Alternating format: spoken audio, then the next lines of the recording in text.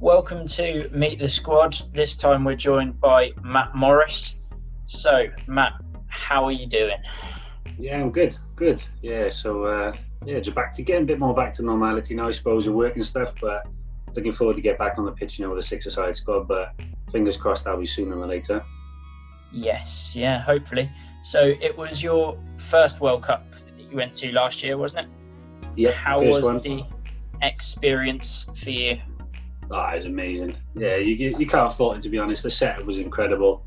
Obviously, as we all know, we wish we'd done better. But just the experience, getting to walk out on that pitch, that was just, you can't imagine it until obviously you're there and you see it's all pre-built, ready for it. It was amazing. So looking forward to the next one anyway.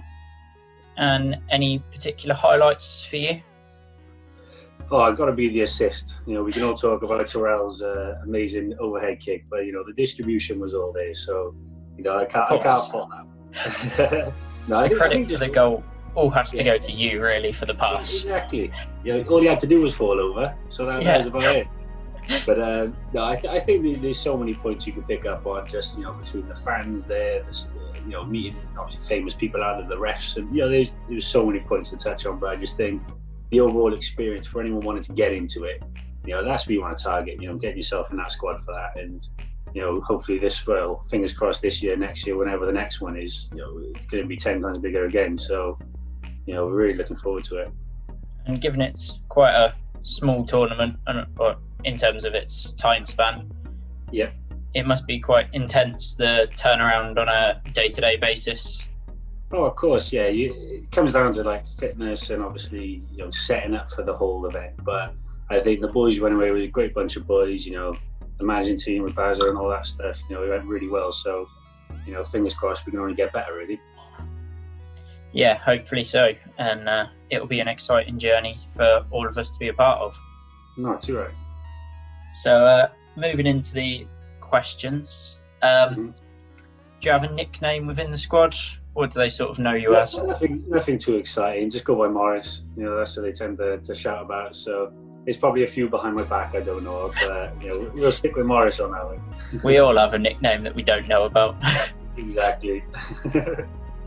Next question is, what team did you support growing up?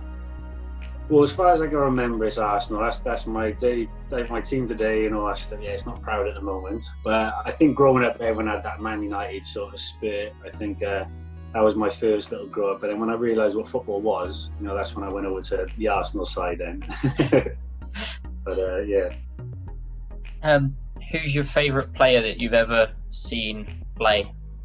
Well, I think following off Thierry Henry, I think as an outfield player, Thierry Henry's my idol. I love him, but didn't quite make it as an outfield player, so I got stuck between the sticks. So, as a favourite player, I suppose Manuel Neuer. He's my my all-time hero. I think just the way he plays and stuff. He just I try to be like that, but let's be honest, it's not quite the same. But he's someone I look up to anyway. Yeah. He's a very good goalkeeper, and he sort of redefined the position in the last few years. So next up, we've got your best career achievement. Someone tells me you were involved on the floating pitch. That was definitely one of them. Yeah, we managed to win that as well. So we played down Cardiff Bay on a floating pitch in the middle of the bay. So that was amazing in itself. But luckily enough, we won it and we got tickets to the Champions League final. So Real Madrid versus Juventus. So that was amazing. So I think both the experience on the pitch and then getting to go to the game, and the tickets, as you expected, were unreal as well for winning the tournament. Yeah. So that's definitely one of the biggest ones. But five-a-side it's taken me all over the world, to be honest. So I've been to Dubai to play to represent Wales in the World Cup out in Dubai. That was huge in itself. But I suppose biggest achievement is probably going to be one of the six-a-side World Cup as well. So getting selected for that and getting to walk out in Crete and play as we did, it was amazing. So small-sided football has definitely taken me all over the place. So there's a few achievements in there, but they're the ones that stand out. And do you have any sort of pre-match superstitions or rituals that you have to go through before a game? I love music, so for me, I tend to be the one that's blasting the music. Not that everyone likes the taste of it, so just something to get you hyped and going. But that varies from everything. But I think ritual-wise, I tend to do a lot of stretching because me playing in goals, I got to have a really good stretch before the game. So it sounds a bit simple, but I think if I don't have a good stretch warm-up, it kind of sets me back during the game. So as long as I do that before and a bit of music on, I'm ready to go then. Yeah, I guess it helps getting down to the bottom corners if you've done a bit of stretching. Yeah. Well, I'm 6'4", so these long legs got to come in handy, you see. So yeah, a bit of stretching helps. So yeah, definitely stick with that one.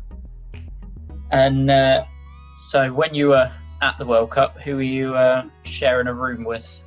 So I was blessed with Dean and Jordan, so that was a fun experience. But with Dean, I've been with Dean playing football for years. So I grew up with Dean as kids growing up. So I've known him for a long time. I managed to always seem to end up in the same room as him. So yeah, they've always been interesting.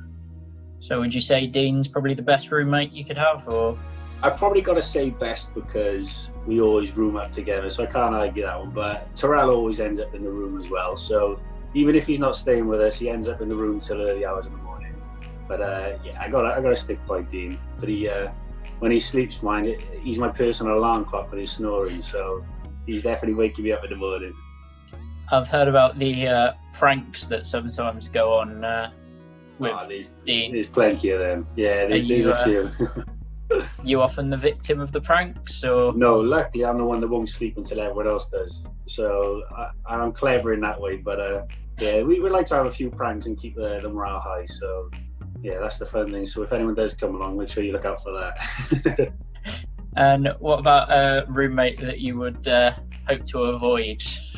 Well, as much as I love him, Jordan, he was an interesting one because he's like a fizzy bottle of pop a night, and then when he sleeps, then you can't wake the kid up. So I think for him, as much as we loved him in there, I think as long as he goes to bed earlier, we'll be all right. But he's that excited kid at Christmas and won't go to sleep before. So yeah, but there's nothing too bad, but we have a good laugh. Well, I'll have to definitely watch my back and make sure that no pranks are getting pulled on me. Oh, well, you're going to be the new one there, so of course we're going to have to make you feel welcome anyway. I'll have to have eyes everywhere. Oh, trust me, that's the advice to take. So that's all we've got time for on Meet the Squad this week. Thank you, Matt, for joining me. Cheers, Tom. Thanks, mate. And we'll be back soon with another guest.